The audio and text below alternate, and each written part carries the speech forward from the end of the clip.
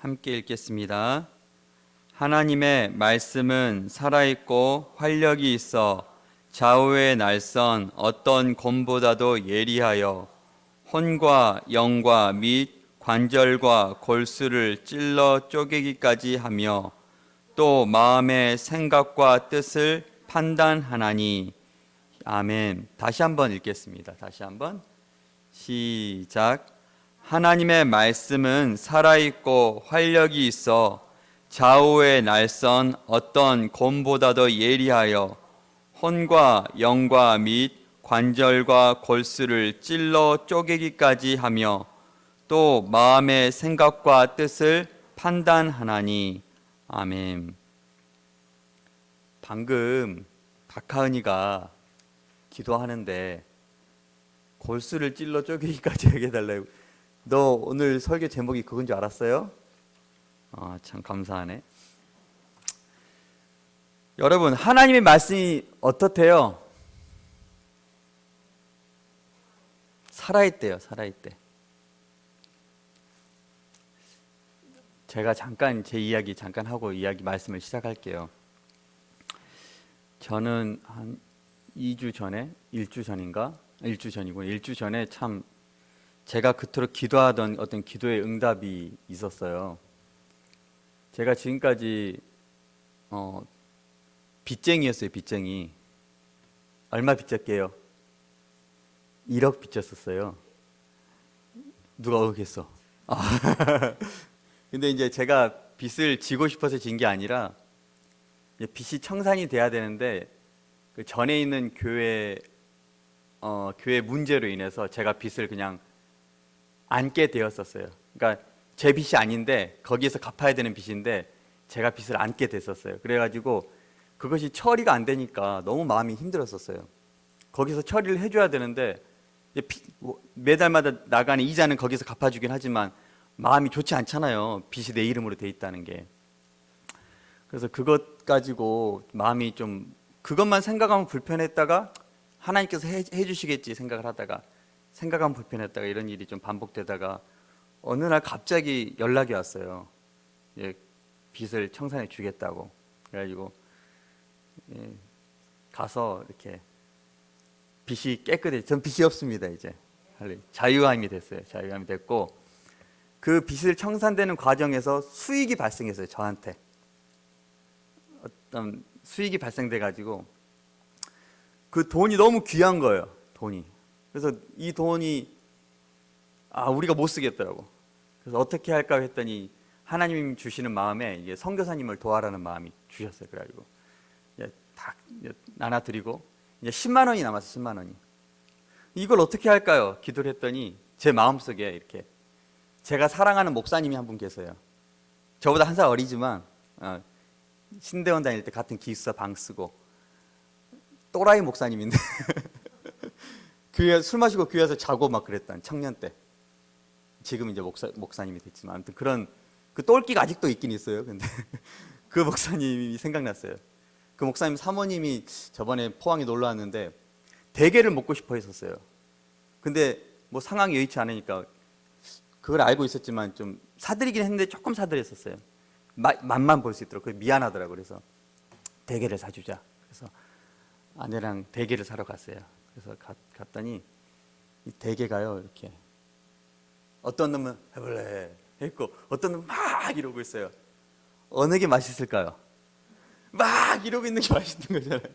그래서 딱 그걸 샀어요. 그래가지고 딱 싸서 보냈는데 전화가 바로 왔어요. 그 다음날 왜 이렇게 많이 보냈어 형? 그러면서 이거 남은 거 어떻게 하냐고. 이렇게 냉동실에 넣어야 되냐고. 냉장고에 넣어야 되냐고. 나도 몰라. 그냥 냉동실에 넣어. 그랬더니 그 다음 달 또 전화가 왔는데 그것을 이제 자기 찜기가 작아가지고 2마리씩 넣고 찍어 먹고 했대. 그래서 반은 넣으려고 계획을 했는데 그 자리에서 그냥 다 먹었대요. 가족이.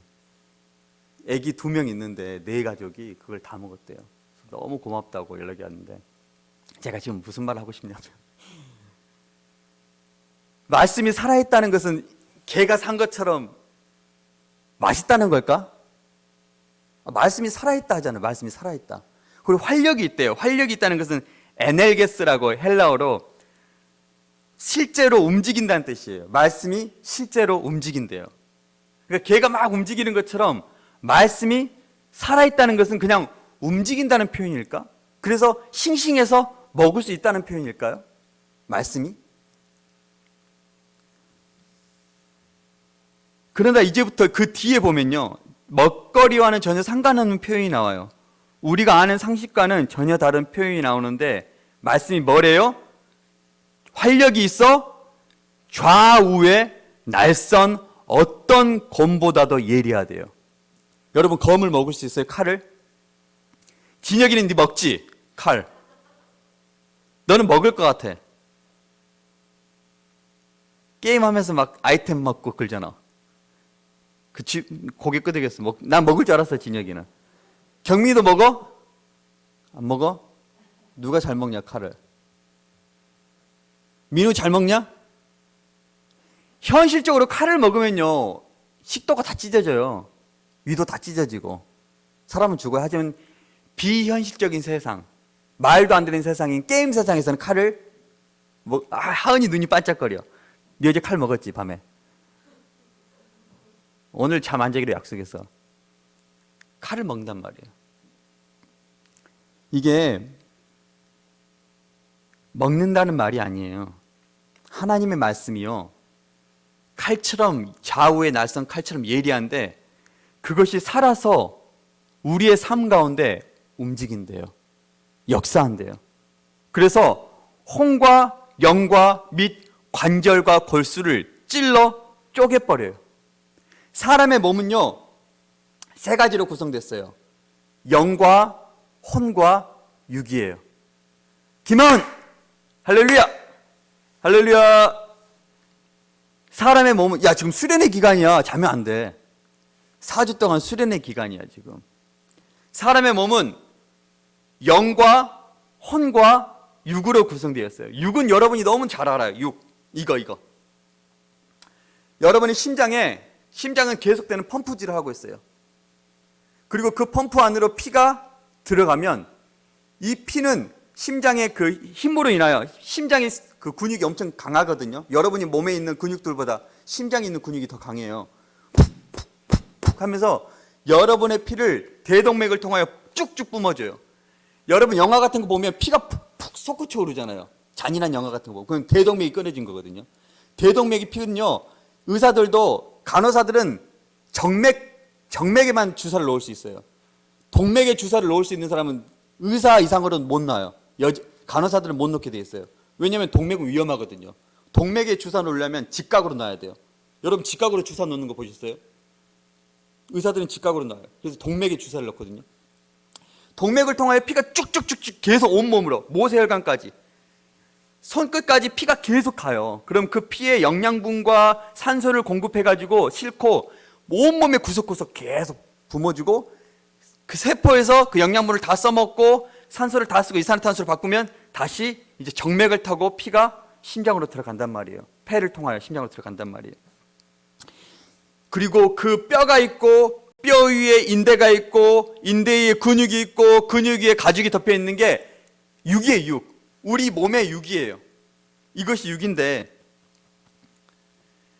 제가 제 아내, 사모님의 할아버지 얘기를 잠깐 해드릴게요. 할아버지가 다리가 사고가 났어요. 다쳤어요. 농기구 하다가 이렇게 무릎 안쪽이 다쳤어요. 그래서 지금 관절이 좀 다쳤기 때문에 병원에서 요만한 핀을 꽂았어요. 이 관절을 못 움직이도록 피를 엑스트라로 다 꽂아서 움직이지 않게 하고, 일정 기간이 지나면 이제 그 병원으로 오라 했어요. 오면 뭐 할까요? 핀을 뽑잖아요. 근데 할아버지가 병원 귀찮다고 안 가셨어요. 안 가시다 보니까 1년이 지나고 2년이 지나고 3년이 지나버렸어요. 그 이제 다리를 좀 움직이려고 다리가 이제 조금 움직이잖아요. 탁 계속 뻗고 못 있으니까 좀 움직이려니까 이게 마찰이 생겨가지고 이렇게 염증이 생겨가지고 병원을 갔어요. 이제 핀을 뽑으려고. 너무 아프니까. 근데 의사가 뭐라 그런지 아세요? 뼈와 관절과 핀이 뒤엉켜서 하나가 돼버렸대요. 뽑을 수 있을까요, 없을까요? 못 뽑아요. 평생 그렇게 사셔야 돼요. 연세도 너무 많이 드셨고, 그렇게 사셔야 돼. 어쩔 수 없대요. 여러분, 근데 하나님의 말씀은 관절과 골수를 찔러서 그걸 쪼갠대요. 우리나라 의학이, 의료진이 아주 좋은 의료진과 그 기술이 발달해가지고 그것을 쪼갤 수 있다고 쳐봐요. 그건 가능하다고 쳐요. 관절과 골수를 쪼갤 수 있다고 쳐요. 하나님 말씀이. 그리고 우리 의학이. 그런데 문제는요, 영과 혼의 구별이에요. 영과 혼. 육체의 골수와 관절은 쪼갤 수 있지만 영과 혼은 어떻게 쪼갤 수 있을까? 그게 문제예요, 문제. 육체 안에는요, 내적 자아라고 일컬어지는 혼이 담겨 있어요. 여러분 다 혼이 있어요. 혼이 몸에 있으면 그 사람을 우리가 뭐라고 부르냐면 살았다 그래요. 살았다. 그래서 이 혼을 푸시케, 헬라어로 푸시케라는 이 혼을 다른 말로 생명이라고도 해요. 쉽게 생각하면 여러분에게 혼이 있기 때문에 여러분이 이 땅 가운데서 몇 년을 사냐? 70, 80, 강건하면 요즘은 100까지 산단 말이에요. 혼이 있기 때문에, 생명이란 게 있기 때문에. 이 생명 배터리 생명이에요. 언젠가는 닳아져 버릴 생명, 언젠가는 끝나버릴 생명. 이게 혼이에요. 혼. 이 혼이 있는 사람들은 먹고 자고 이야기하고 사랑하고 놀고 웃고 울고 화나고 기뻐하고 이 모든 일상의 것들을 다 해요. 그래서 우리 모두는 지금 혼이 있어요. 혼이. 이 혼이 떠나는 순간 그 사람을 뭐라 그래? 그 육체를 시체라 그래요. 시체. 혼이 담겨있는 육체를 그냥 육체라 하지만 혼이 떠나버린 그 육체를 향하여 우리는 시체라 그래요. 주검이라 그래요. 그런데 이 사람 안에 혼이 있는지 없는지는 우리가 구별할 수 있는데 문제는 뭐냐면 이 사람 안에 영이 있는가 없는가를 구별하기 힘들다는 거예요. 영이. 요한계시록 3장 1절에 보면 4대 교회 사자에게 편지하라. 하나님의 7 영과 7 별을 가지신 이가 이르시되 내가 네 행위를 아노니 너가 살았다 하는 이름은 가졌으나 죽은 자로다. 이름을 가졌다는 것은 그렇게 불려진다는 거예요. 4대 교회 성도들이요, 겉으로는 살아있다고 불려지고 있지만 하나님의 눈으로 볼 때는 죽었다는 거예요. 김하은, 눈 뜨세요. 눈 뜨세요. 어제 몇 시에 잤어, 하은아? 6시? 할렐루야. 저녁 6시가 아니라 오늘 6시겠지? 일어날 수 있나 지금? 눈을 뜰 수가 있나? 6시 자면 나도 자고 있겠다. 6시 잤으면. 빨리 자야 돼요, 여러분. 보통 여러분 수면 시간이 4시라며 설문조사. 어제 12시 전에 잤다. 이야, 그러니까 진영이가 지금 이렇게 있는 거야, 지금. 와, 할렐루야. 어제 2시 전에 잤다, 나는. 2시. 그래요? 2시 전에 자면 그래도 내리시고. 4시 안에 잤다, 4시. 와, 예. 봐봐, 그러니까 너 어떻게 잤느냐에 눈빛이 달라. 12시 전에 자네는 이러고 있고, 4시, 2시, 4시 하면 전부 일하고 있고, 12시는 이제 숙이고 있고, 그럼 하은이가 기네스네? 최고네? 6시 이후에 잤다. 나 안 자고 왔다, 지금.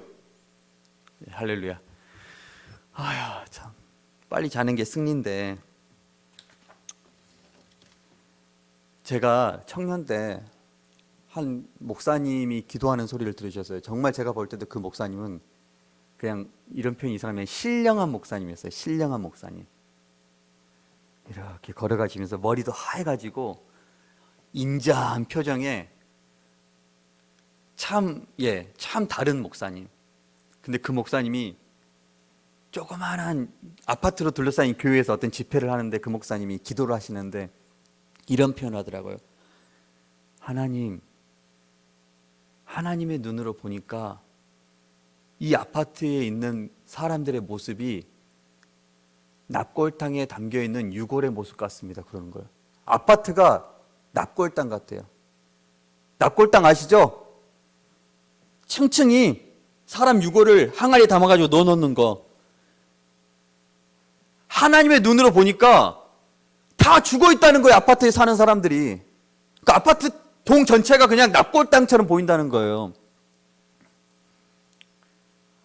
하나님께서요, 주신 그 푸뉴마, 푸시케는 있는데, 배터리 생명은 있는데, 영생, 교회, 영생이 없어요. 푸뉴마, 성령이 없어요. 하나님의 호흡이 그들 가운데 없어요. 그러니까 하나님의 눈에는 죽어 있는 거예요. 죽어 있는 거예요. 지금도 마찬가지. 여러분, 우리가 함께 예배를 드리잖아요. 정말 미안한 표현이지만 함께 예배를 드려도 지금 죽어 있는 사람이 있고 살아있는 사람이 있어요. 하나님의 눈에는. 다 산 게 아니에요. 다 눈 뜨고 있고 다 찬양하고 있고 다 기도한다고 살아있는 게 아니에요.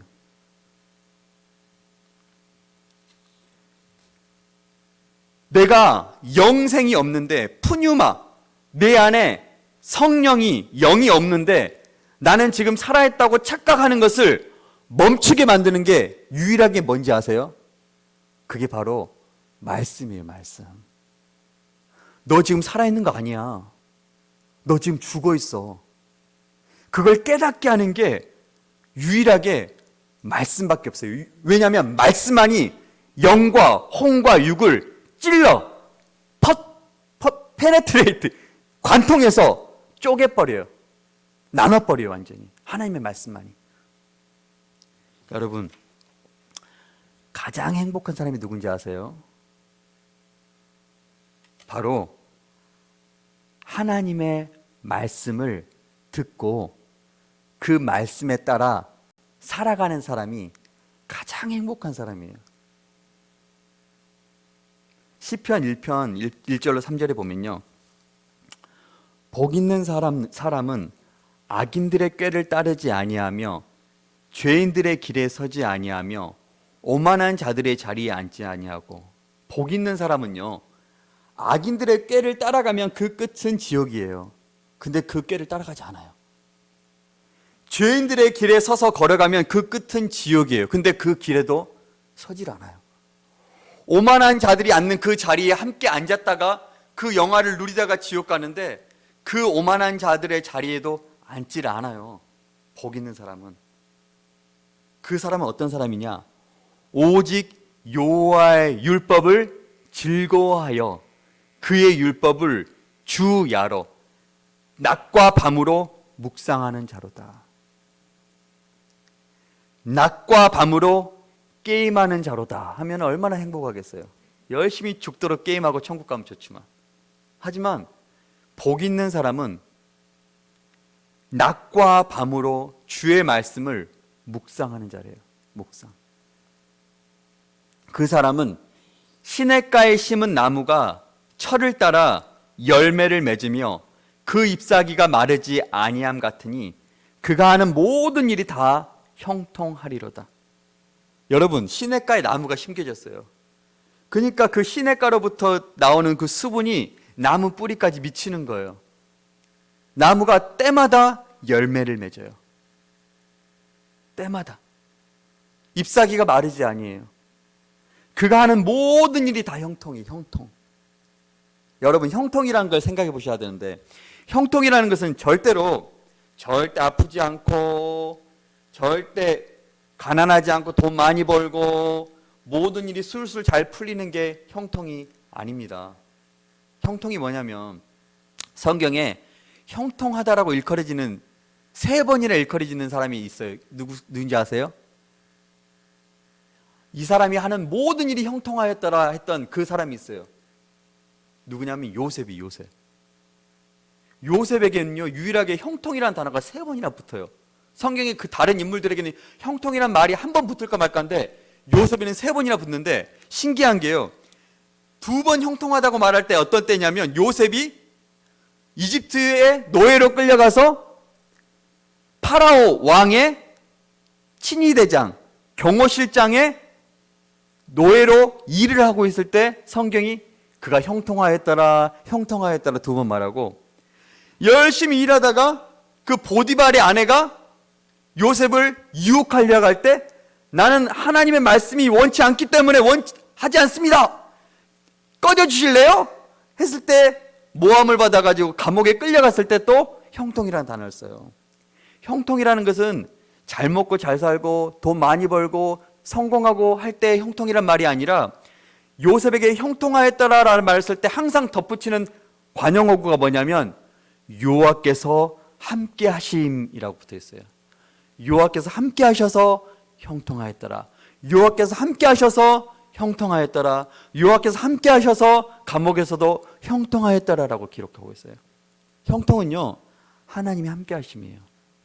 하나님이 함께 하심. 왜냐하면 하나님께서 그를 붙드셔서 그를 계속 하나님의 뜻대로 인도하시기 때문이에요. 근데 하나님이 인도하실 때는 때로는요, 사망의 음침한 골짜기로 우리를 인도하실 때가 있어요. 왜 나를 이곳으로? 왜 나에게 이런 아픔을? 왜 나에게 이런 가난을? 왜 이런 나에게 슬픔을? 그런 생각이 느껴질 때가 있어요. 하지만 때로는요, 우리를 높은 산의 정상으로 또 올리실 때가 있어요. 여하튼 간에 하나님의 손에 붙들려 있으면 그는 형통한 자예요. 하나님이 함께 하심을 느낄 수 있다면. 시편 19편에 보면요, 여호와의 율법은 완전하여 영혼을 소생시키며 여호와의 증거는 확실하여 우둔한 자를 지혜롭게 하며 여호와의 교훈은 정직하여 마음을 기쁘게 하고 여호와의 계명은 순결하여 눈을 밝게 하시도다. 여호와를 경외하는 도는 정결하여 영원까지 이르고 여호와의 법도는 진실하여 다 의로우니 금 곧 많은 순금보다 더 사모할 것이며 꿀과 송이꿀보다 더 달도다. 또 주의 종이 이것으로 경고를 받고 이것을 지킴으로 상이 크니이다. 자기 허물을 능히 깨달을 자 누구리요? 나를 숨은 허물에서 벗어나게 하소서. 또 주의 종에게 고의로 죄를 짓지 말게 하사 그 죄가 나를 주장하지 못하게 하소서. 그리하면 내가 정직하여 큰 죄가에서 벗어나겠나이다. 여호와의 말씀은 완전하기 때문에 우리 영혼을 소생시켜요. 살려요, 계속. 그래서 말씀을 다른 표현으로 양식이라 그래요. 양식을 먹으면 사니까 살려요. 그리고 이 말씀이 우리를 경고해요. 너! 그러면 안 돼. 깨라고 한 거야, 소리 지른 건. 일어나라고. 너! 그러면 안 돼. 너 그 길로 가다간 큰일 나. 멈춰. 아니야. 그만해. 내가 원치 않아. 말씀은요, 여러분 안에서 말해요. 계속해서 경고하세요, 경고. 이 경고를 받는 게 복이라는 거예요. 경고를 받는 게. 고의로 죄를 짓지 말게 해달라고 기도해요. 여러분, 고의로 죄를 짓는다는 것은요, 말씀이 이렇지 않다라는 것을 알면서도 말씀을 제껴버리고 그 악한 길을 가는 걸 말해요. 하지만 말씀이 그 안에 거하면요, 말씀이 눈앞에 새겨진 걸로 보는 자가 아니라 그 말씀이 마음 안에 들어온 자는요, 그 말씀이 그 사람을 인도한단 말이에요. 죄를 지으려고 하다가도 그 말씀이 그 사람을 죄를 짓지 못하도록 이끌어 버려요. 그게 말씀이 담겨 있는 사람의 능력이고 말씀이 살아있다는 증거예요. 자기 허물을 깨달을 자 누구냐? 여러분, 누가 자기 허물을 깨달아요? 죄에 쏙 빠져버리면요, 아무것도 안 보여요. 죄에 빠져봤죠? 죄에 빠져봤죠? 목사님도 빠져봤기 때문에 이거 말한 거예요. 죄를 한번 빠져버리면요, 죄를 지으려고 막 가버리면 아무것도 안 보여요. 아무 상관도 안 해요. 막 죄를 향하여 달려가는 거예요. 왜? 사단이 꽉 잡고 있기 때문에. 하지만 말씀이 그 안에 있으면요, 브레이크를 걸어요. 제어를 시켜요. 스탑! 멈춰. 그건 아니지. 말씀이 죽어 있다면 이러한 일이 절대 일어날 수 없어요. 말씀이 살아있기 때문에 가능해요. 사무엘상 24장에 보면요, 이런 말씀이 있어요. 이 다윗이라는 사람이 어렸을 때 사무엘이라는 선지자가 와가지고 네가 하나님께서 세우신 이스라엘의 왕이다 하고 기름을 부어버려요. 근데 문제는 뭐냐? 다윗에게 기름이 부어질 그 순간에 이미 이스라엘에 현존하는 왕이 있었어요. 사울이라는 왕이. 왕이 지금 떡하니 있는데 조그마한 꼬마 아이 다윗에게 네가 왕이라고 사무엘이 기름을 부어버렸으니까 이게 말이 안 되잖아요. 나중에 사무엘이 다윗이 점점 강성해지고 전쟁에서 이기고 사람들에게 인기가 막 높아지니까 사무엘이 분노가 일어나기 시작했어요. 그래서 어느 날은 다윗을 향하여, 다윗이 사무엘을 위하여 하프를 연주하고 있을 때 창을 확 던졌어요. 다윗이 훅 피했어요. 다윗이 사울이 자기를 죽이려고 하는 줄 알고 도망쳐 다니기 시작했어요. 다윗이 도망쳐 다니기 시작하자 다윗 주위로 가난한 자, 연약한 자, 억울한 자들이 몰려들기 시작했고, 억울한 자들 가운데 칼을 잘 쓰는 사람들, 장수들도 함께 모이기 시작했어요.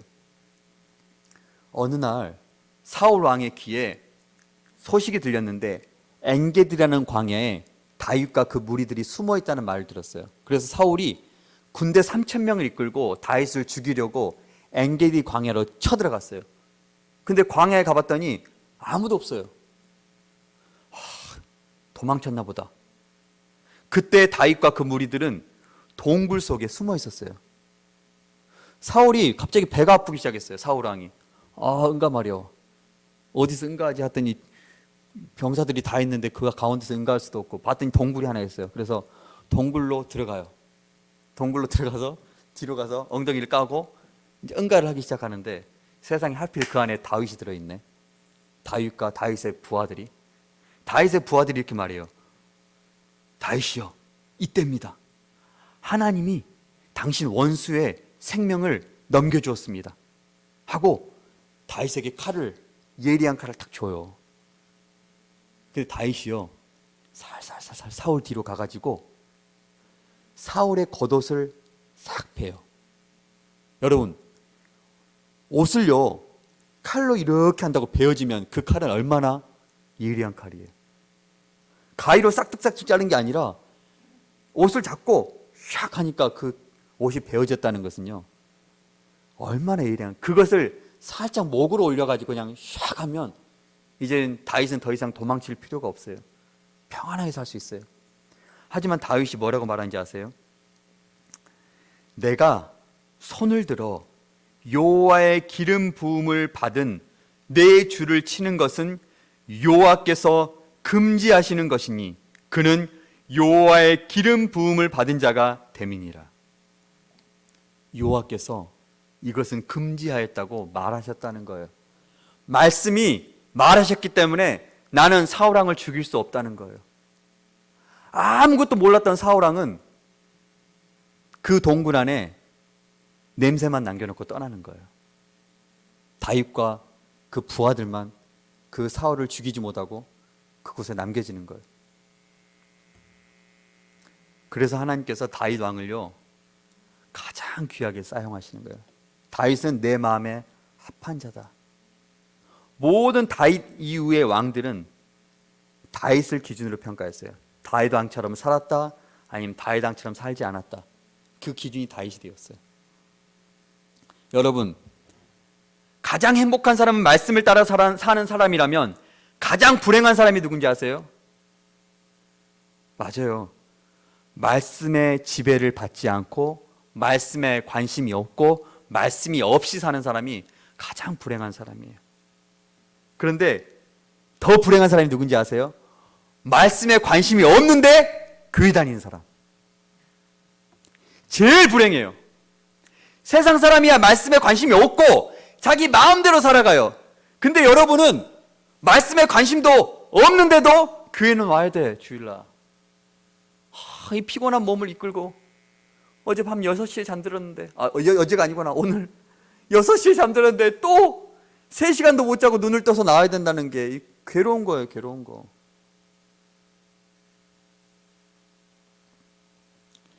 성경에도요 가장 불행한 사람은, 가장 불쌍한 사람은 하나님께로부터 버려진 사람이라 했어요. 버려진 사람. 우리 선생님들은 잘 아실 텐데요, 로마서 1장에 보면 또한 그들이 마음에 하나님 두기를 싫어하며, 하나님 두기를 싫어했다는 것은 말씀을 두기 싫어한다는 거거든요. 하나님 두기를 싫어하며 하나님께서 그들을 그 상실한 마음대로 내버려 두사 합당하지 못한 일을 하게 하셨으니 모든 불의, 추악, 탐욕, 악의, 시기, 살인, 분쟁, 사기, 악독, 수근수근, 비방, 능욕, 교만, 자랑, 악을 도모함, 부모 거역함, 우매한 것, 배약한 것, 무정한 것, 무자비한 것, 이것이 사형에 해당한다고 하나님께서 정하심을 안돼요. 아니, 내가 이 길을 가면 저주받을 것인지, 이 길을 가면 지옥 갈 것인지, 이 길을 가면 하나님께서 싫어할 것인지를 알면서도 간대요. 알면서도. 그게 얼마나 비참한 거예요. 알면서도 그 길을 간다는 거 얼마나 비참한 거예요. 하나님 버리셨다는 거예요.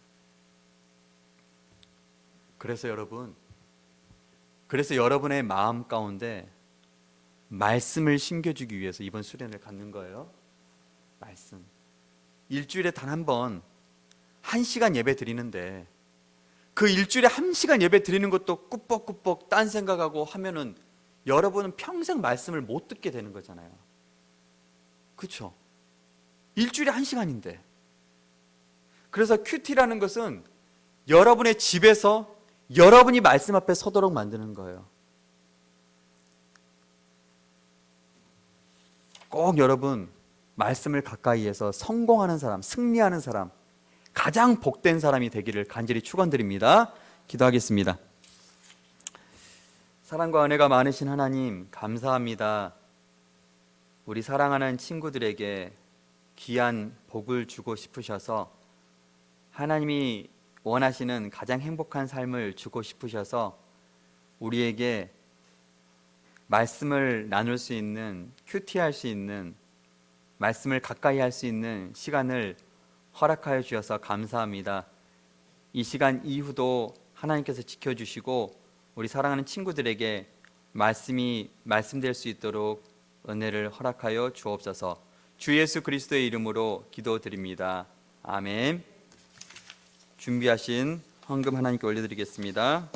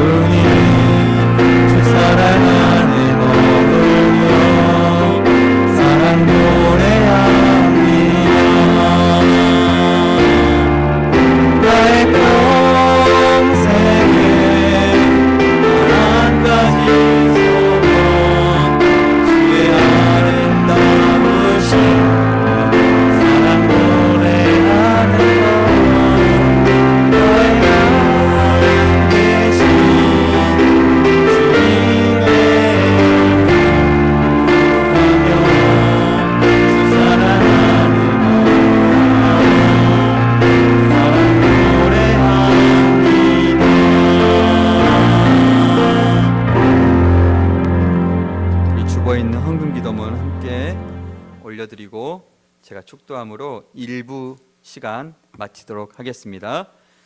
사랑하는 주님, 오늘도 중고등부 예배로 불러주셔서 감사합니다.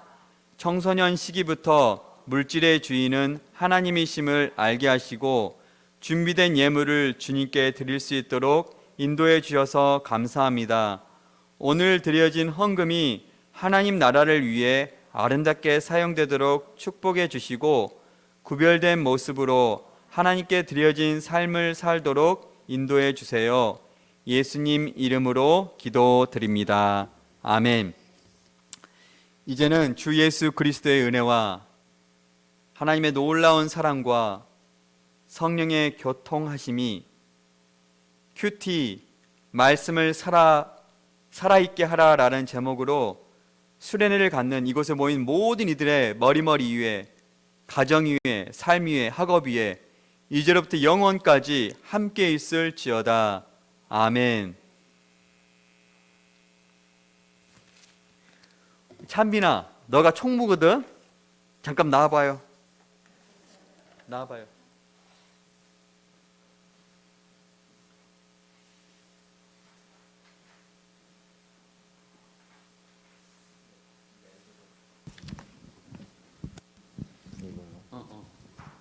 이번 주 주일부터 4주에 걸쳐 2021년 겨울 수련회를 갔습니다. 이번 수련회의 주제는 큐티 말씀이 살아 움직이게 하라입니다. 수련회 기간 동안 꼭 큐티책 새벽나라를 지참해 주세요. 감사합니다. 예. 네 임무야. 예. 여러분, 큐티 새나 가져온 친구 가져왔죠? 예, 네, 가져왔죠. 지금 시간은 정말 모시기 힘들었어요.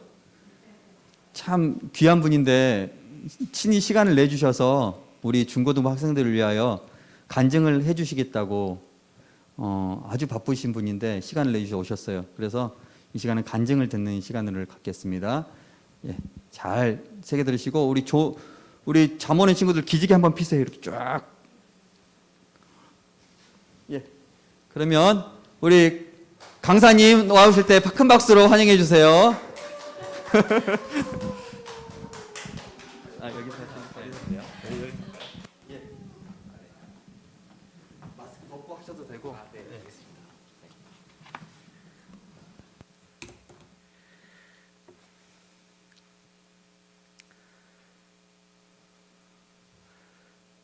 제가 잠깐 기도하고 해도 될까요? 네. 하나님 아버지 감사합니다. 오늘 이 간증을 허락하심도 감사드립니다. 아버지, 저의 삶에서 역사하셨던 하나님을 있는 그대로 증거하기 원합니다. 아버지, 누구도 드러나지 않고 하나님 살아계신 역사만 증거되는 시간으로 인도해 주시고, 특별히 이 간증을 듣는 여기 모인 모든 사람들, 특별히 우리 중고등부 학생들, 주님께서 너무 사랑하시는 걸 알고 있습니다. 그 마음문을 여시고 저의 이야기를 정말 솔직하게 고백할 때 그들이 정말 하나님을 기대하는 마음으로 듣게 하시고, 이 말씀들이 이 이야기들이 마음속에 남겨지고 심겨질 수 있도록 좀 도와주시옵소서. 감사드리며 이 모든 말씀 예수님 이름으로 기도드렸사옵나이다. 아멘. 네. 오늘 간증은 제가 직접 체감하고 경험하고 있는 이야기고, 저뿐 아니라 많은 학생들이 아마 직접 영향을 받고 있어서 우리 부모님이랑 교사 선생님들 그리고 목사님의 중고등부 사역과도 뗄래야 뗄 수 없는 중요한 부분이라서 저희가 이제 교사 기도회에서 기도하던 중에 나누겠다는 감동을 주셔서 간증을 하게 되었습니다. 저를 잠깐 소개하면은 저는 게임과 인연이 되게 긴 사람입니다. 잘 아는 친구들도 많이 있을 텐데, 제가 게임 한 연수를 기록해 봤는데 스타크래프트 20년, 크래시 오브 클랜 4년, 분비치 2년, 브롤스타즈 2년, 카트라이더 1년 다 합치면은 이게 한 30년 정도 돼요.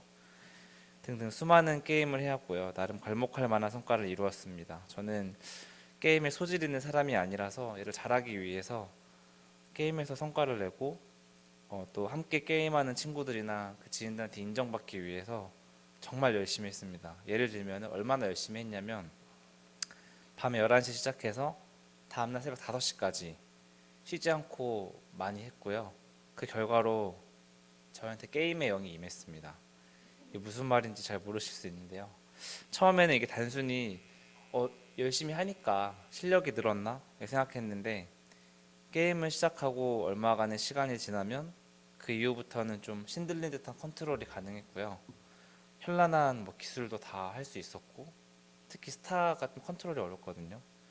그 다음에 승률은 보통 한 90% 이상 정도 됐습니다. 이게 대단한 거죠. 네. 그 다음에 게임을 하면서 느끼는 쾌감이나 만족감, 생동감 등을 얻었어요. 나중에 깨달았는데 이것은 게임의 영이 임한 것이 확실했습니다. 뒤에 설명하겠지만 성령 충만할 땐 이런 게 전혀 불가능한 걸 제가 많이 경험했습니다. 그리고 온라인상에서 만난 새로운 친구들이나 형들도 많이 사귀게 되었고요. 게임 세계에서 인정을 꽤 받았는데, 예로 아프리카 TV에 이제 방송하는 BJ가 있거든요. 스틱이라고 유명한 BJ가 있어요. 스타 하는 사람들 다 아는데 저랑 하면 많이 졌습니다. 제가 많이 이겼어요. 이런 적도 있었습니다. 그런데 제가 게임을 하는 건 되게 재밌는데 게임을 마치고 나면은 줄곧 이런 마음이 들었습니다. 아마 공감 많이 하실 텐데요. 아, 너무 많이 했다. 아, 시간이 너무 아깝다. 아, 진짜 피곤하다. 대부분의 경우에는 제가 예상한 시간보다 훨씬 오래 게임을 하게 되었고요. 몸이 힘들 정도가 되어야만 게임을 마치는 일들이 많았습니다. 나중에 알았지만 게임이 저를 지배하고 있었고 제가 게임에 깊이 중독된 거를 깨달았습니다. 혹시 컴퓨터로 하는 게임을 안 하면 괜찮지 않을까? 그래서 PC 게임인 이제 스타크래프트를 안 하면은 그대로 그냥 스마트폰 게임인 브롤스타즈나 카트라이더를 똑같이 하고 있는 거예요. 그 시간만큼. 그걸 제가 발견하게 됐습니다. 그래서 제가 사실 여러분들 알지 모르겠지만 되게 바쁜 사람이거든요. 저는 한 달에 300시간 이상을 일을 해요. 그 말은 무슨 말이냐면 10시간 이상 일을 해야지 제가 할 수 있는 일을 할 수 있어요. 되게 바쁜 사람인데 정말 급한 때는 한 15시간 일하는 경우도 있거든요, 하루에. 그런데 게임을 할 시간이 당연히 없죠. 그런 경우에 게임을 하면 잠을 못 자니까요. 그런데도 게임을 하기 위해서 제가 일을 진짜 빨리 처리한다던가 목적이 바뀌어버린 삶을 많이 발견했습니다. 여러분들도 혹시 이런 경험이 혹시 있나요? 다음날 시험이고 진짜 급한 게 있는데도 게임을 하고 있진 않았나요, 혹시? 근데 제가 처음엔 이걸 이상하다고 발견을 전혀 못했었는데 어느 날부터 이 삶이 정상이 아니란 걸 깨닫게 되었어요. 네. 아내인 향 선생님이 누누이 제가 게임을 하는 걸 보면서 이상하다, 비정상적이다, 게임에 중독되었다 이렇게 말을 했는데 저는 항상 이런 마음이었습니다. 게임이 뭐 어때서? 게임은 요즘 남자들이 보편적으로 하는 문화인데 내가 게임에 돈을 많이 쓰는 편도 아닌데 다른 사람들은 더 많이 쓰는데 그리고 이게 더 중요한데 제가 술 담배 하는 것도 아니고 스트레스 풀 게 뭐가 있나, 게임이라도 해야지, 이런 생각을 계속 했습니다. 저는 이런 생각들로 저를 변호했고요. 제 행위를 정당하게 했으니까 전혀 이상하다는 생각을 전혀 못했어요. 네. 그런데 언젠가부터 제가 게임에 끌려다닌다, 이게 내가 스스로 제어할 수 없구나, 이런 걸 깨닫기 시작했습니다. 아마 오늘 말씀처럼 이게 하나님 은혜의 시작이었던 것 같습니다.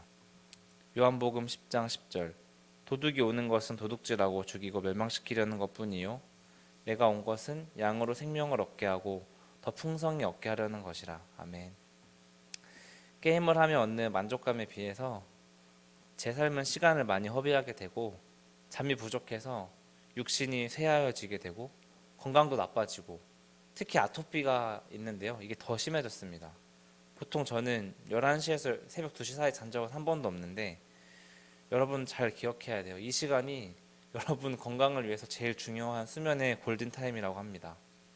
저는 항상 피로했고요. 만성 피로에 시달렸고 두뇌의 총명함도 잃고 흐릿하게 살았습니다. 여러분도 그럴걸요? 아마 피곤하면은 하루를 사는데 온전한 정신이 아닐 수 있습니다. 요한복음 10장 10절에서 말하는 것과 정확하게 일치하는 삶의 결과였습니다. 이것은 영적인 것이라는 것을 저는 말씀을 통해서 깨닫게 되었습니다. 여기서부터 진짜 중요해요. 잘 들어주세요. 그런데 더 중요한 것은, 신기한 거는 게임을 하게 되면은 꼭 다른 죄를 또 더해서 짓는 거예요. 저는 그저 게임을 했을 뿐인데 아내가 이야기하는 거에 대해서 굉장히 불만, 반감이 많이 생겼고요. 아내가 사랑 어린 충고랑 조언을 해도 쉽게 분노하는 걸 경험했습니다. 평소에는 그냥 아내가 조언을 해주면은 되게 좀 듣기 힘들어도 그래도 사랑하는 마음으로 해줬구나, 그래 이게 나를 정말 위하는 마음이지, 이런 마음이 들었는데 게임을 하는 중간에 아내가 얘기하면은 꼭 말다툼을 하게 되고요. 갈등이 있었고요. 불만이 너무 주체할 수 없이 늘어났어요. 제가 그래도 이거를 밖으로 잘 안 드러내니까 적은 건데 안에서는 정말 엄청난 불만이 생겼습니다. 이건 저는 느낄 수 있었고요. 또 게임을 하는 날에는 꼭 인터넷에서 음란물을 찾아보게 되고 굳이 안 찾아봐도 머릿속에서 이런 음란한 생각들이 많아져서 제가 정말 내적으로 심히 많이 갈등하게 했습니다. 그런데 신기하게도 게임을 하지 않으면요, 이런 유혹이 별로 심하지 않았고요. 견딜만한 수준으로 왔다가 금방 가버리거나 어떤 날은 죄의 유혹이 와도 그 시점에 하나님의 은혜를 주셔서 제가 그 자리에 피할 수 있었어요.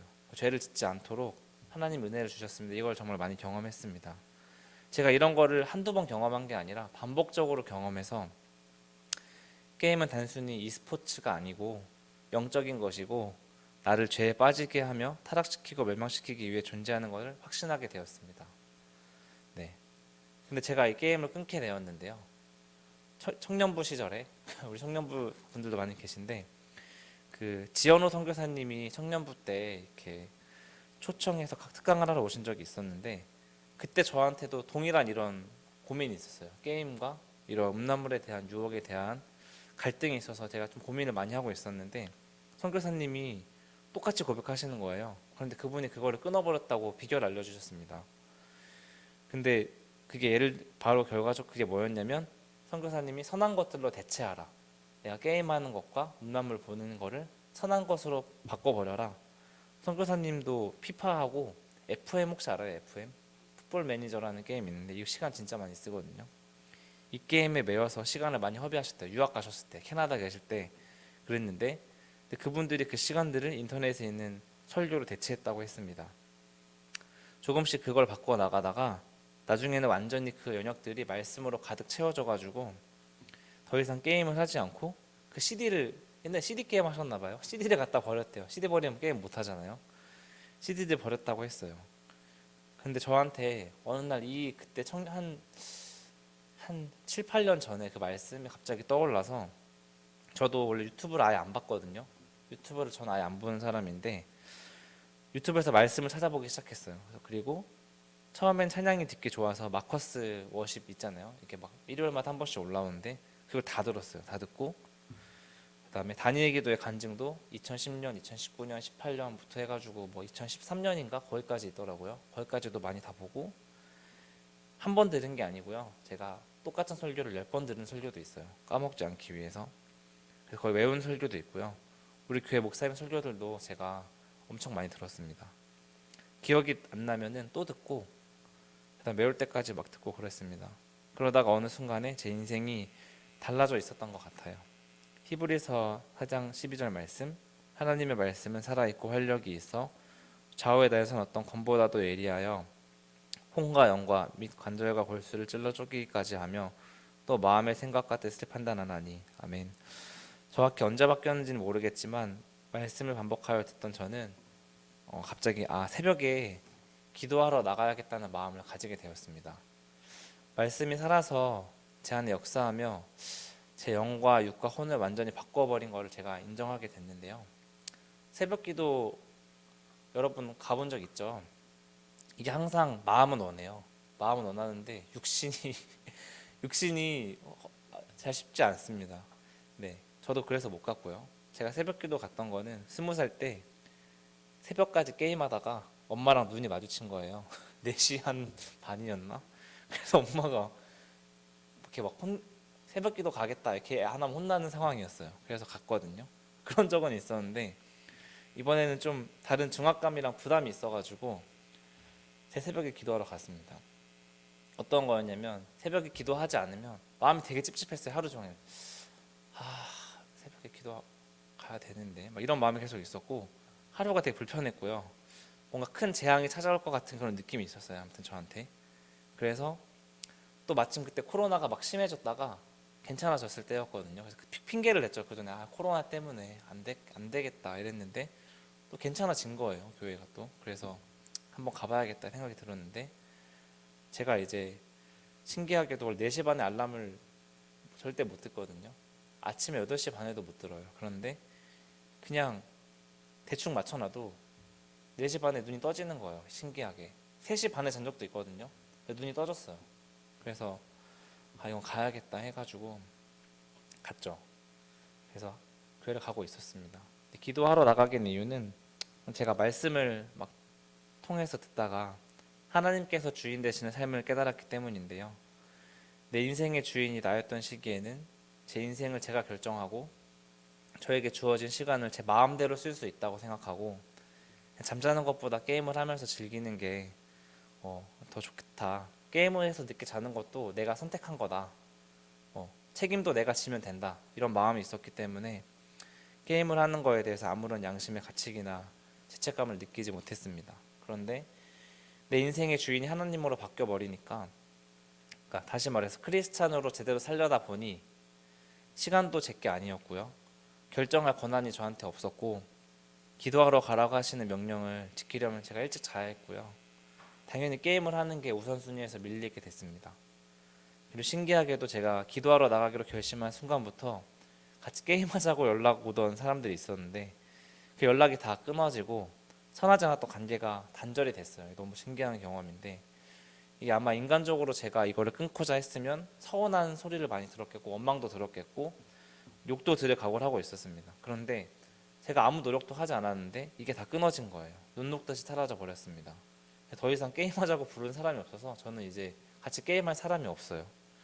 그래서 그런 유혹도 많이 얻게 되었습니다. 게임을 끊기 전에 저는 불금이나 불토는 신나게 게임을 해서 주일이면 중고등부 예배는 그래도 잘 버텼는데 대예배 드릴 때 맨날 졸았고요.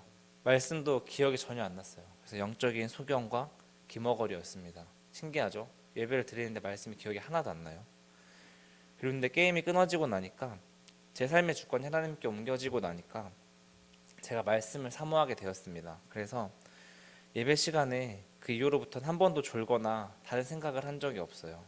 네, 거의 없습니다. 지금은 말씀을 놓치지 않기 위해서 제가 메모하느라 정말 정신이 없고요. 바쁘고요. 전에 말씀을 기록을 한 적은 많지만 본 적이 없거든요. 그것도 이상한데 말씀을 많이 썼어요. 근데 기록을 했는데 다시 본 적이 한 번도 없어요. 근데 지금은 이걸 다시 찾아보고 제가 정리해보고 하는 일이 많고요.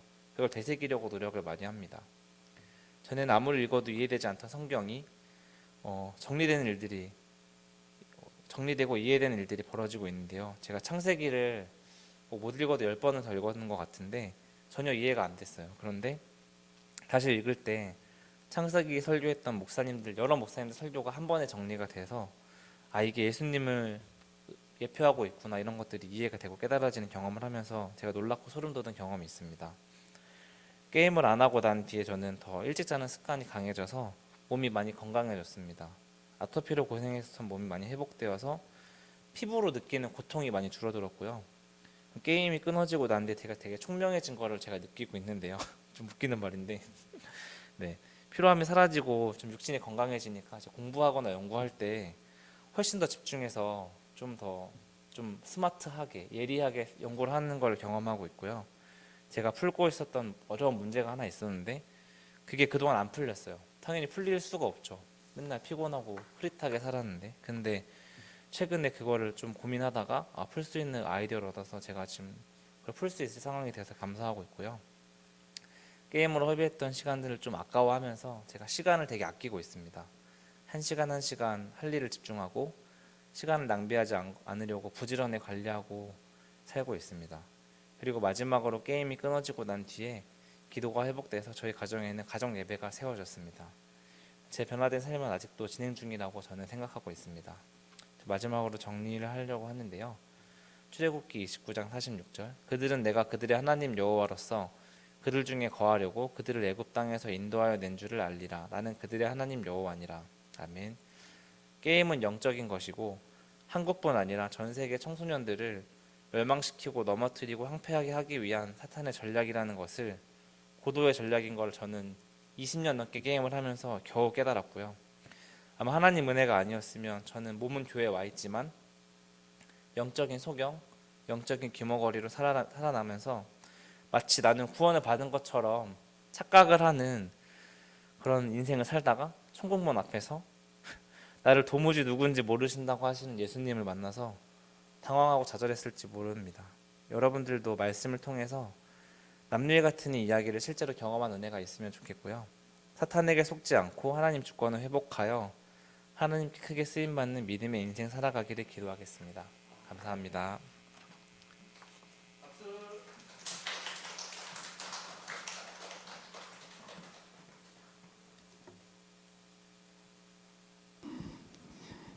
제가 저번에 그때 주원이었나? 주원아, 너 짜장면집에서 목사님하고 정하영 선생님하고 밥 먹은 적 있냐?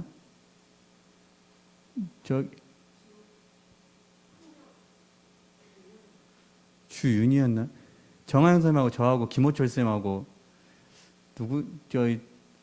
성모병원 앞 주왕이었구나. 그때 그때 이제 밥을 먹는데 대화의 주제가 게임이었어요. 처음부터 끝까지 게임 얘기만 했어요. 김호철 지사님도 게임 좋아하셨고 정한희 선수도 게임 좋아하셨고 저는 게임을 모르니까 듣고만 있었고 제가 속으로 주님 우리는 지금 교회로 모인 건데 우리는 지금 게임 얘기만 하고 있습니다. 근데 옆에서 밥을 먹던 한 가족이 있었어요. 이제 밥 먹고 나와서 우리가 차를 타는데 우리 교회 봉고차를 탔거든요. 그 옆에 있던 가족이 깜짝 놀라는 걸 제가 봤어요. 저 사람들은 내내 게임 얘기만 했는데 교회 차를 타네? 그래서 제가 그때 너무 마음이 슬펐었던 기억이 있어요, 사실. 그래서 하나님, 이건 아닙니다. 라고 기도를 했었어요. 근데 주님께서 건져내셨어요. 할렐루야? 할렐루야. 주님께서 일을 하고 계세요. 제가 여러분, 우리 교사 기도를 하는데 우리 하영 선생님이 주님께서 감동을 주셔서 간증을 하고 싶다 그랬어요. 간증 내용을 한번 주시라 했더니 너무너무 여러분이 꼭 들어야 될 말이에요. 지금 여러분 천국 가고 싶으면 게임을 끊으셔야 돼요. 정말 죽기 살기로 싸워야 돼요. 저는요, 제가 게임을 제어할 수 없는 존재라는 걸 알기 때문에 게임 자체를 시작 안 했어요. 게임을 내가 너무너무 좋아하는 사람이라는 걸 알기 때문에 게임을 시작하는과 동시에 저는 내가 스스로 제어할 수 없다는 걸 알기 때문에 저는 아예 시작을 안 했어요. 저는 그래서 스타크래프트 아무것도 못해요. 할 줄을 몰라요. 우리 사랑하는 친구들 꼭 반드시 이 부분에 대해서 싸워야 될 줄 믿습니다. 지금 당장 끊으라고 할 수 없어요. 여러분 못 끊어요. 이건 중독입니다. 중독. 끊고 싶은 마음조차도 잘 들지 않을 수 있어요. 하지만 성령께서 여러분의 마음을 붙드시면 반드시 끊어질 줄 믿습니다. 큐티 책 꺼내보세요. 지금은 이제 큐티 하는 법을 잠깐 나누려고 하는데요. 저기 세미나실에 2개 나왔었거든요.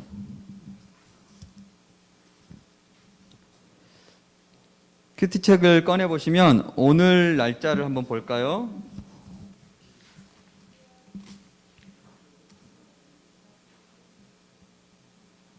아니다. 토요일 걸로 볼게요. 토요일 거. 6일 거.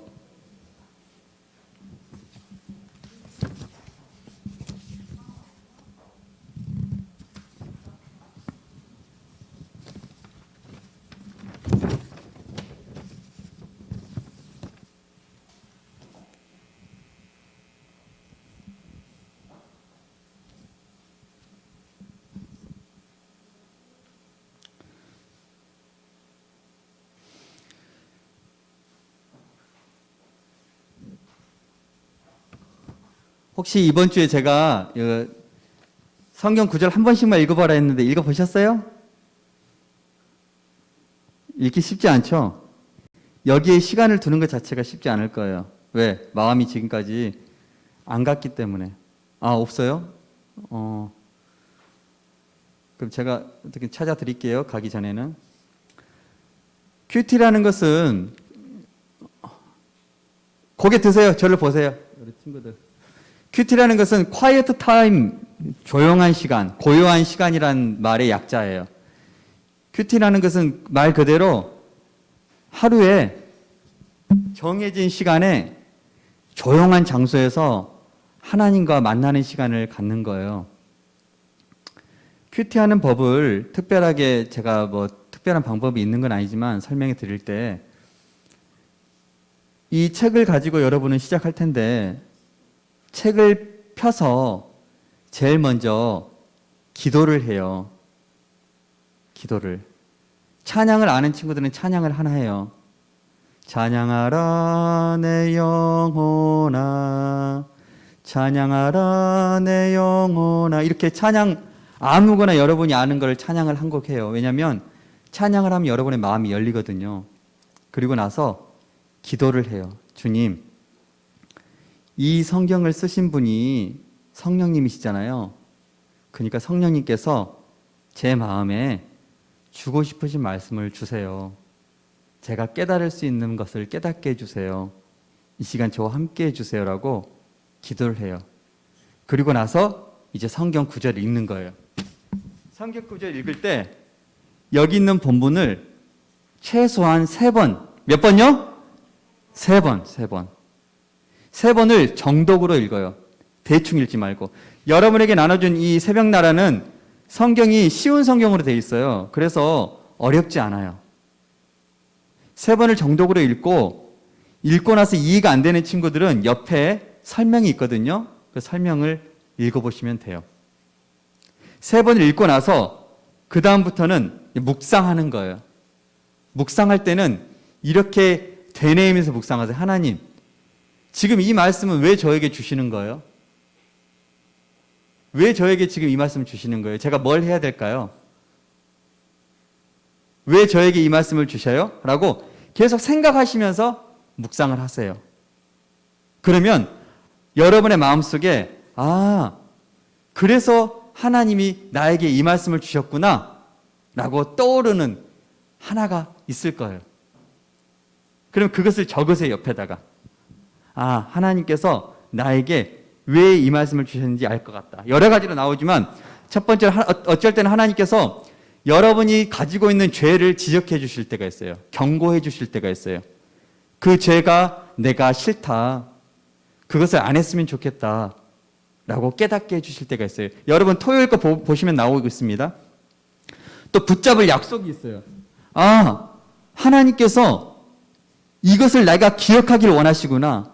하나님께서 내가 죄를 짓더라도 나를 끝까지 놓지 않으시구나.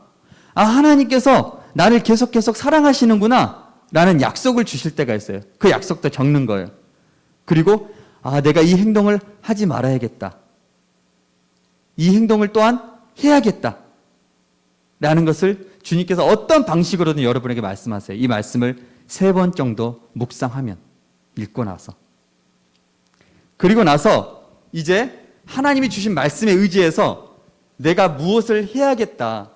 하나님이 말씀을 주셨으니까 이 말씀대로 살아야겠다. 라고 내 안에 떠오르는 게 있으면 옆에다 적어요. 오늘 하루 내가 무엇을 해야겠다. 아까 목사님이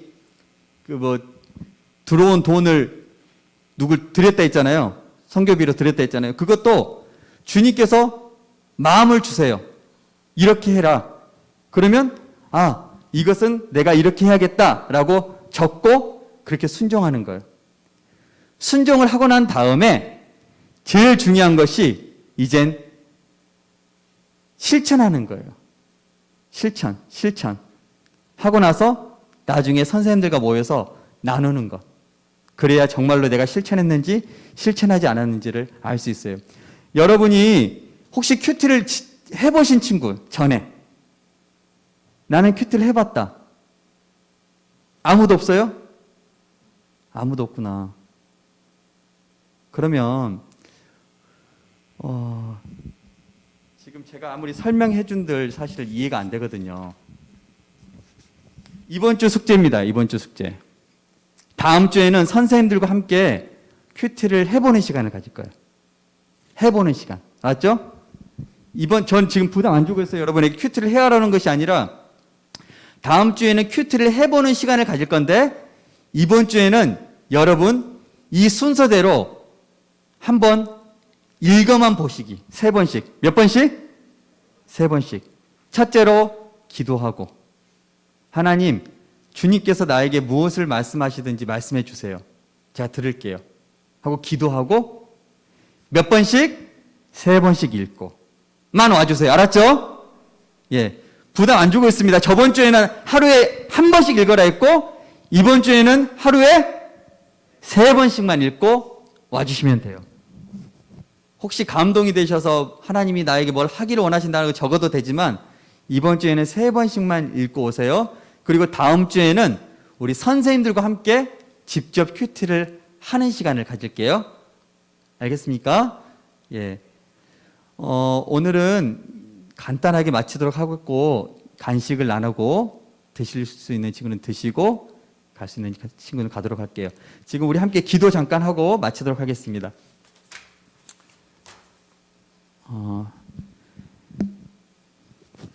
여러분 그 선생님들이 목사님이 지금 왜 이것을 계속 하려고 하는지, 왜 무엇을 계속 강조하고 있는지를 꼭 아셔야 돼요. 지금 대충 살아갈 때가 아니라 전쟁을 해야 될 때예요. 왜냐하면 마지막 때거든요. 마지막 때이기 때문에 이제 곧 주의 나라가 임하실 때가 됐는데 사탄이 여러분을 절대 놓지 않을 거예요. 게임에 빠져 있고 세상에 빠져 있고 세상 것 좋아하는 그 마음을 절대로 끊게 하지 않을 거예요. 그래서 여러분에게 저희는 계속해서 그것을 끊을 수 있는 법을 말해줘야 되고 여러분을 위하여 기도하고 있고 여러분이 그 길로 돌아킬 수 있도록 싸우고 있는 거예요. 선생님들도 싸우고 있고 여러분들도 싸워야 돼요. 이 시간 함께 기도할 때 하나님, 말씀에 대하여 말씀 들었고 또 하영 선생님의 간증도 들었습니다. 내가 어떻게 해야 될까요? 어떤 삶을 살아야 될까요? 아버지 하나님께서 나를 인도하여 주옵소서. 이 시간 우리 함께 한 2분 정도만 기도하도록 하겠습니다. 주여 한번 부르시고 기도하겠습니다. 주여, 주 하나님 아버지, 주의 은혜와 사랑을 감사합니다. 참으로 이 마지막 때 우리 사랑하는 아이들을 살려주시기를 간절히 원합니다. 아버지, 세상을 사랑하고 세상의 게임에 묶여있고 세상의 것들에 묶여서 자신의 마음을 하나님께 드릴 수 없고 아버지를 향할 수 없는 이 아이들의 마음과 생각을 주께서 아시오니 주 하나님 아버지, 새로움을 허락하여 주옵소서. 끊을 수 있는 용기를 허락하여 주옵소서. 그 마음을 인도하여 주시기를 원합니다. 아버지, 세상은 아름답고 화려하고 세상의 모든 것들이 아름답고 좋아 보이지만 아버지, 그 끝이 아름답지 아니하며 그 끝이 비참하며 그 끝이 하나님이 원하시는 바가 아니기에 아버지, 이 아이들에게 아버지의 말씀의 소중함을 나누었고 아버지가 끊어야 될 걸 끊을 수 있도록 말씀을 나누었는데 주 하나님께서 이들 가운데 개입하여 주시길 원합니다. 이들의 삶 가운데 역사하여 주시기를 원합니다. 하나님 아버지, 이들을 붙잡아 주시고 끝까지 포기하지 말아 주시고 끝까지 하나님의 마음과 생각을 붙잡을 수 있는 귀한 아이들로 서갈 수 있도록 은혜를 더하여 주옵소서. 주 하나님 아버지, 이번 수련을 통하여서 말씀 이들의 삶 가운데 개입되어짐을 경험할 수 있게 하여 주시고 말씀 이들의 삶 가운데 함께 역사함을 느낄 수 있도록 은혜를 더하여 주옵소서. 주 하나님 아버지, 이 영혼과 이 영혼 모든 생각들이 하나님을 향할 수 있도록 이 영혼이 아버지의 것임을 인정할 수 있도록 주 하나님 앞까지 붙잡아 주시고 끝까지 인도하여 주시기를 간절히 원합니다. 아버지, 이 아이들의 모든 생명과 이 아이들의 모든 영혼이 아버지의 품에 담겨지게 하시고 아버지 성령으로 인치게 하여 주시고 마침내 아버지의 나라에 들어가기에 넉넉할 수 있도록 은혜를 더하여 주옵소서. 이 싸움을 끝까지 매진할 수 있게 하여 주시고 이 영적인 싸움에 승리할 수 있도록 은혜를 더하여 주옵소서. 포기하지 않게 하시고 끝까지 싸워 마침내 그 승리의 나라로 우리를 인도하여 줄 줄 믿습니다. 아버지께서 모든 걸 선하게 인도할 줄 믿습니다. 은혜가 많으신 하나님, 귀한 시간을 감사합니다. 우리 아이들의 마음속에 어떤 말씀이 들어갔는지 알 수 없지만 아버지, 이들의 머릿속에 기억되게 하시고 반드시 이 싸움에 승리할 수 있도록 은혜를 허락하여 주옵소서. 아버지의 품으로 아버지의 나라로 말씀 안으로 들어올 수 있도록 주여 역사하여 주옵소서. 주 예수 그리스도의 이름으로 기도드립니다. 아멘. 예, 수고하셨습니다. 저기